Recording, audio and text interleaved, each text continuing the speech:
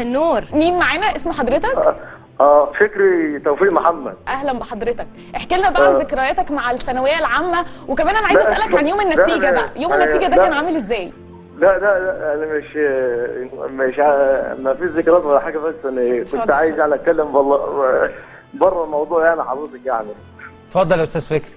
ازيك يا استاذ رام؟ ازي حضرتك؟ اهلا بيك. ازيك يا فندم؟ بقول لك بس انا يعني والله انا كنت جيت عند كنت يعني انا كنت عايز اقابل بس الاستاذه داليا اشرف يعني في موضوع كده يعني. كنت عايز اتفضل معاك. استاذ داليا معاك. الاستاذه داليا اشرف حضرتك. اتفضل يا معاك.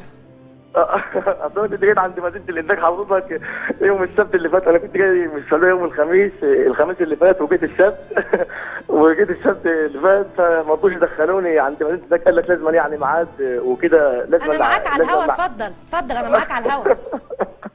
ازيك يا استاذه داليا؟ اتفضل. ازيك؟ عامل ايه الاخبار؟ والله الحمد لله. والله يعني والله كنت بتابعك من ايام برنامج نهار جديد. حضرتك فاكراني؟ اكيد طبعا. اتفضل. معاك يا استاذ فكري. اتفضل. انا استاذ فكري، معاك. حضرتك عايز تسالها سؤال معين يعني؟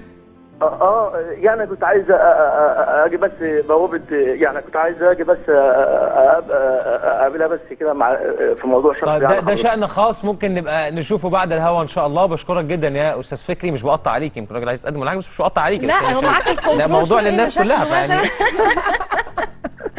طيب خليني اقول لكم شويه تعليقات كده من الناس على